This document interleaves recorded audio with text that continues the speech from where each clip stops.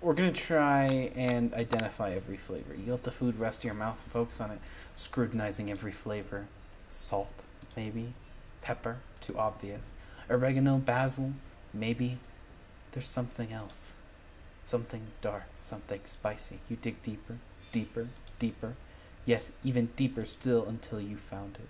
Could it be? He really did it. How bold, how adventurous to use. It doesn't want us to see. You try to go deeper into the sea of flavors, but this revelation alone is more than you can handle. You snap out of it and realize this information was meant to remain secret, and yet, now you know. A mantle of responsibility now rests upon your shoulders. As you look around, you realize everyone in the room is consumed by lunch. No one noticed that you traveled through space and time. After tasting his food, you try and get some one-on-one time with Colonel Sanders. You approach Colonel Sanders. Colonel Sanders smiles ever so softly as you approach. He stops what he is doing and allows you to break the silence. Colonel, I wondered if we could talk for a second. Anything for a fellow chef. What exactly was on that chicken? Haha, how bold of you to come out and ask. It's an idea for a new combination of flavors that will make me my fortune and establish my legacy for all time as I open a chain of highly successful fried chicken restaurants. No big deal. It's just you and me here talking. I can keep a secret. In fact, I've got some of my own that I'd be willing to trade. What's the rush? This semester is only getting started. We've got 2 more whole days to get to know each other. He's clearly not going to give it up easily, but it doesn't hurt to be persistent. You know what they say about secrets, Colonel? Shouldn't they in learning be fun? You've got moxie, I'll give you that. Colonel Sanders looks both ways to make sure you're truly alone, and then he leans in. You feel his warm breath as he whispers. Just one ingredient, but you can't tell. It's something my great-grandmother taught me. Wow, you'd never have guessed that. In fact, you're not even sure where you'd get some if you searched. Didn't I just think of that? What do you mean I'd never have guessed that? It was in my dream. And definitely isn't the flavor you tasted before, so now you're 2 ingredients closer to knowing the full recipe. But you don't tell Colonel Sanders that. Oh, I knew 2 recipes. 2 ingredients. While you're wrapped up in the huge revelation that you notice Colonel Sanders has disappeared. While everyone else is still in the cafeteria, you decide to look for him. You find Colonel Sanders standing in the quad outside. Oh, it's you again. Howdy. Sometimes I like to come outside and look at the school buildings. I think my story will continue on after I've graduated. Sounds like you have big plans. I dare say, the biggest. I'll leave my mark on this world, and you bet on that. Alone together for the first time, you figure now is the perfect moment to show your personality to him. Nag him to show your own strength. Wow him with a big idea to add an additional ingredient to really spice things up. Be modest, but thoughtful. Let's be modest but thoughtful. Well, I just wanted to tell you that I really enjoyed your food.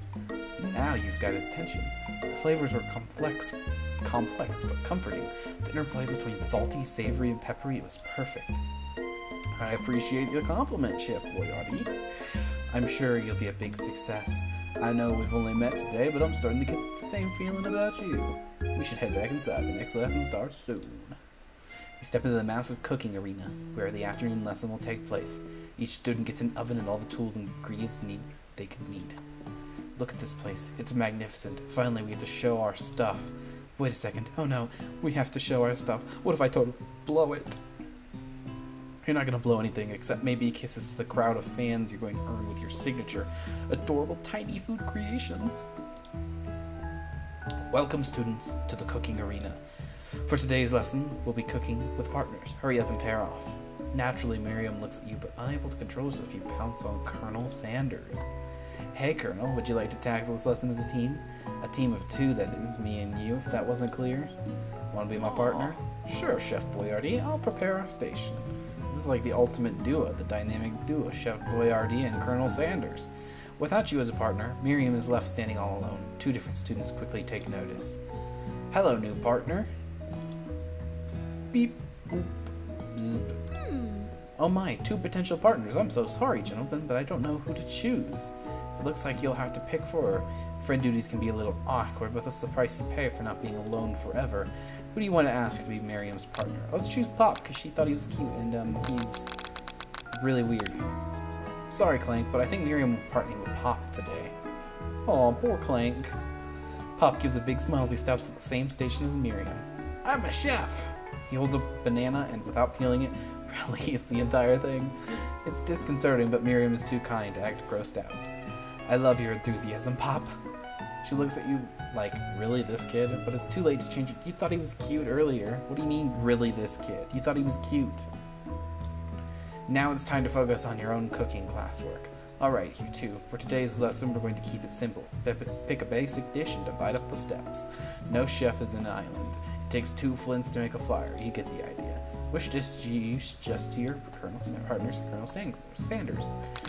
Steak tartare seems easy enough. It's fancy. You don't need to cook it. Using octopus will blow Colonel Sanders' mind. Your grandmother's mashed potatoes and gravy. I want to do the mashed potatoes and gravy, you know. Colonel Sanders, KFC, mashed potatoes and gravy. That's a thing there. I think he'd like it. I've always been something of a down-home chef. I was thinking we could make something warm, inviting, comforting. Maybe mashed potatoes. And gravy! Oh my god. I couldn't imagine one without the other. Colonel Sanders casts a coy look at you, causing your whole face to go beet red. Embarrassed, you quickly turn away. I'll go get the potatoes. No, please, let me. Picking perfect produce is a passion of mine. Looks like things are getting pretty fresh around here.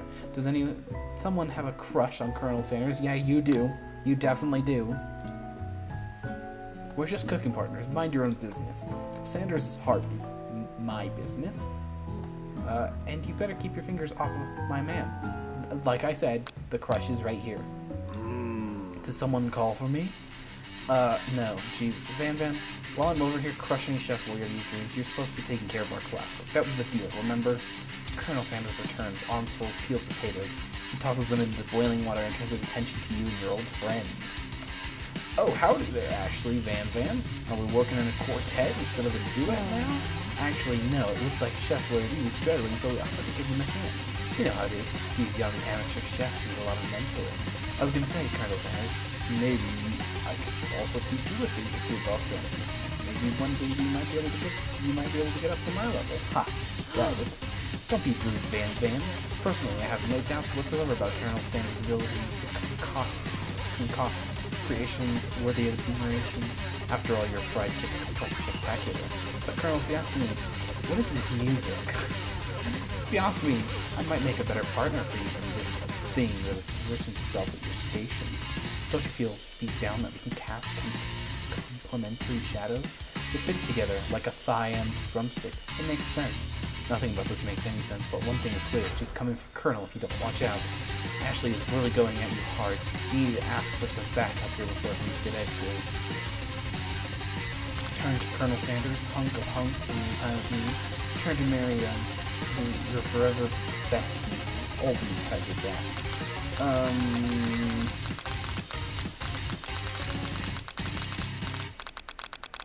I feel like I've been really mean to Marianne. I should continue being mean. I'm here to learn and express myself via my cuisine, not bicker with prima donnas. Partners were chosen at the beginning of class, so let's all respect the format, okay? Turn to Colonel Sanders and confirm we're on the same page. I chose Colonel Sanders, and Colonel Sanders said, isn't that right? A business wherein respects all fair arrangements, from contracts to handshakes. I took on Chef Boyardee as my partner for this activity, and I can stand by it. Based on your team's behavior, I'd say you're perfect for each other. Neither of you has Chef Boyardee's natural talent, or their loyalty. Oh! Being defended by Colonel Sanders leaves you feeling proud and full of potential. You look for sprinkles and hopes that you might step in, but he's nowhere to be found. Darn those cute corgis and their short, sturdy stature. You looked at your statement and realized in the tension of the moment your hands had been cooking on autopilot. Distracted by the draw mark, you already crushed the boiling potatoes to perfect, clean, mashed texture with plenty of butter and cream for flavor. As if your natural passion guides you through the steps you know while your attention was elsewhere. Nice, I'm a natural cook. I know just what to do.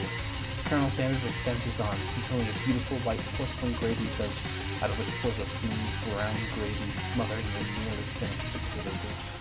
Gravy flows down the mound of mashed potatoes. The results look spectacular. Granny would be very proud. Colonel Sanders holds his spork out to you. You reach out and grab hold of it, but he doesn't immediately let go. The two of you stand holding the same spork, and for that small moment, all of the madness and pressure in this crazy world stops. Your eyes lock. The moment is electric. Time stands still. If you love something, set it free. Together, you dig a utensil into the mashed potatoes and lift up a heaping sporkful. Up. When you see Ashley with a sinister look, you know she's plotting against you, with Colonel Sanders. And then, filled with rage and without looking, you fling a sporkful of mashed potatoes right to Ashley's stupid face.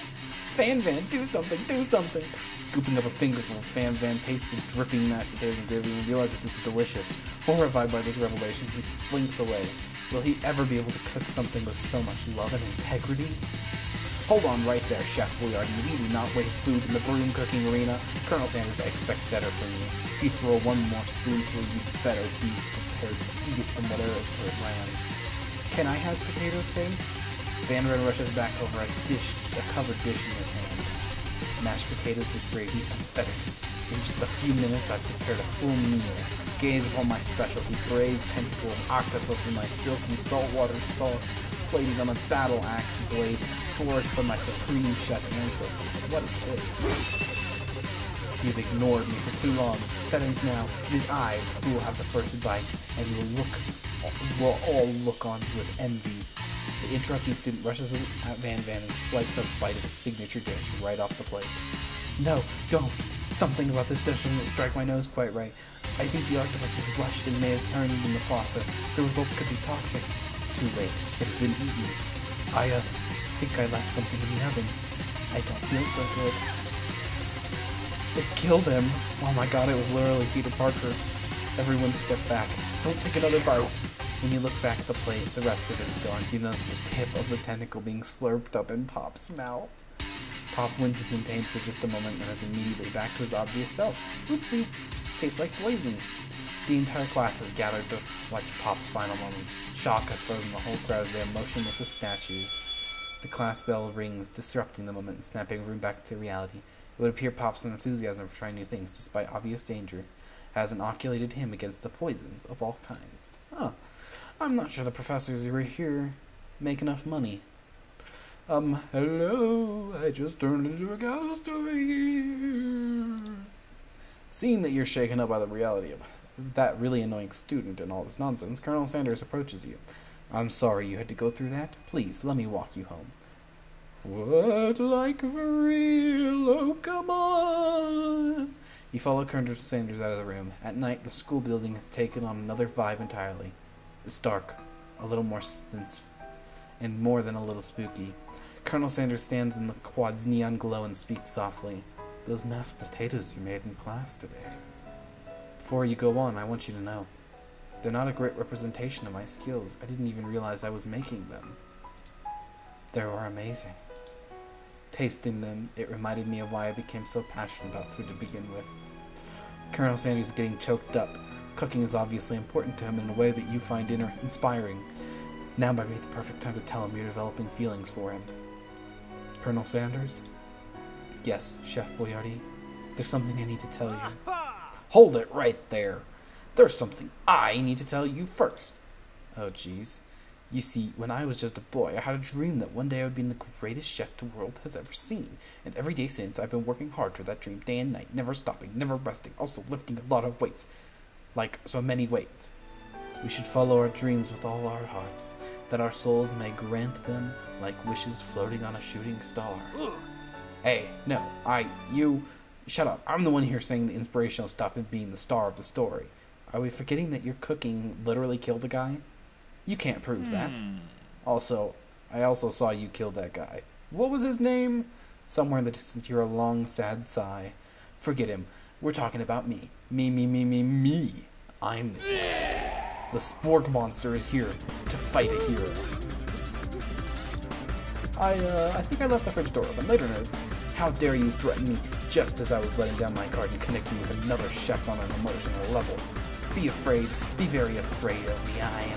Because I am a monster. See? The Spork Monster. Is he rhyming on purpose, or is that just coincidence? Before you can discuss the syntax any further, it's a turn-based fight sequence. What will you do? I meant to press attack. Which defense will you use? Trepidation?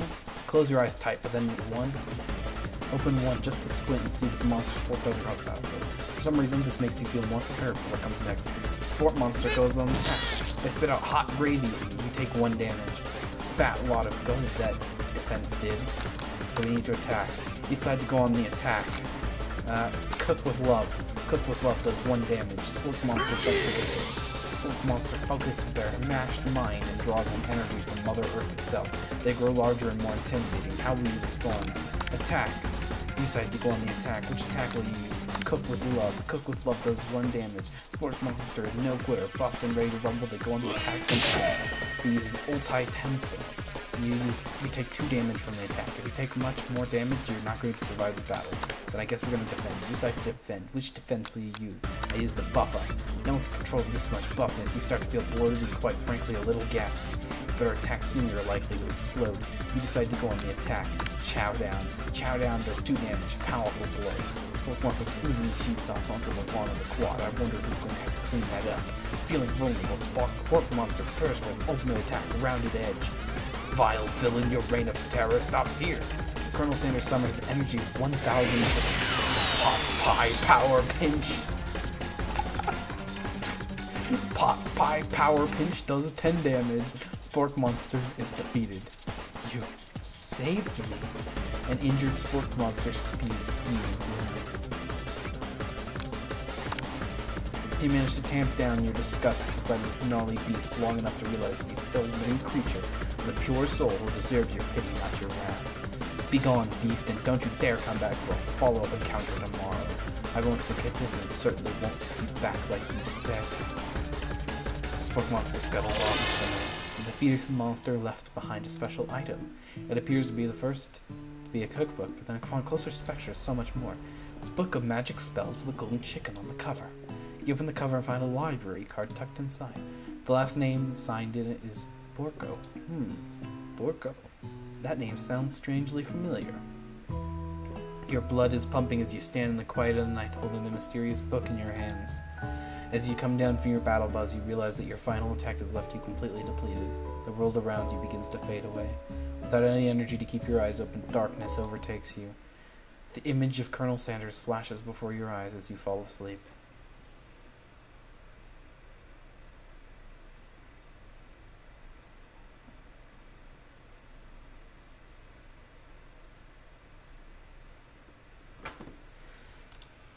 He must have helped you get home. In your tired state, you don't know if you could have made it without him. What a guy. You want to thank him, but you don't have the strength to utter a single word. You feel your covers being pulled up over you as you are tucked in tightly. Good night, my Colonel. In your dream, you're together with Colonel Sanders. For some reason, Sprinkles is also there, instructing your love. Dreams are weird. Zzz. You awake on day 2 and attempt to process the wild visions you had. Were they memories? Or premonitions? You lie in bed and stare at the ceiling, thinking about the secret you discovered while tasting Colonel Sanders' cooking yesterday. You can't believe he really used blank. And then there was a secret ingredient that Colonel Sanders went ahead and told you outright. Not much of a secret, huh? It's probably just because he already trusts you so much. Sure, that makes sense. We'll go with that. You meet up with your bestie in front of the school. Before you can tell her about the encounter with the Spork Monster, she launches into her story of her own. Okay, I know this might sound a little strange, but I think I might like Pop. Or yesterday, you liked him, and then you suddenly didn't, and now you like him again. Make up your mind, Miriam. Like him? Like? I know it sounds like it's moving too fast, but there's something about him. I like him. Like him. We got to talking after class, and he's actually a totally sweet guy. Not only that, but he's really smart. He told me all kinds of stories about Colonel Sanders. Did you know that Colonel Sanders enlisted in the army when he was only 3? Not only that, but he founded a special unit of super soldiers who all wear the same hat just because he put a hat on one time and thought it looked cool. But Colonel Sanders doesn't even wear a hat. He wears a ribbon tie. Either way, maybe it'd be best if you took it slow with this new boy, like I am with Colonel Sanders. You and Colonel Sanders, the coolest guy in school, the most famous student ever to ever attend the University Cooking School Academy for Learning, you're a thing now? We definitely connected yesterday. Ah, sure you did. You're great. Why wouldn't he be into you, I guess? Laughing at the implication that you and Colonel Sanders might be a thing is definitely not cool. You are great. You have an idea about how to prove that your love is real. Well, if he's not into me, why did he tell me one of his secret ingredients? However, you don't tell me that you know a secret ingredient too, which you discovered on your own. Your bestie's eyes light up. A secret ingredient? Yeah, I just said that. A secret ingredient. Is there a dramatic echo in here? Miriam checks to make sure you're alone before continuing. So this summer, while I was on vacation with my family, a lovely man approached me in the botanical garden where I was wandering. This can't be good. He told me about his passion for spices. Secret spices. The man even gave me some to show me what he meant. He said it was a powder created from super duper rare dried flower petals, and that if I did him this big favor, I could have some of my own. Please, Miriam, don't tell me. So I filled my suitcase with them and brought them home. He was so nice, he even met me at the gate when I arrived. Later, when I cooked with them, a very strange feeling came over me, and the flavor was unlike anything I'd ever tasted. I think you're being very liberal with the meaning of spices here. Whatever, anyhow, we both share an interest in cooking, so we stayed in touch, like pen pals. I bet he would love to know more about new spices. Well, I'm definitely not supposed to share Colonel Sanders' secret recipe, and besides, I only know the one ingredient, so I doubt it'd be much use to anyone. Please, please, please, it would mean the world to me. No one has to know it came from you or from Colonel Sanders. What do you think? Should you protect Colonel Sanders' secret or share it with your bestie? Let's make up a fake ingredient. You quickly think of a fake ingredient name. I don't know, how about, it was Eye of Newt. I know it sounds like some witch's potion, but can you do? Eye of Newt? Wow. Her eyes light up imagining such a thing, and you figure you've satisfied her curiosity and she'll move on.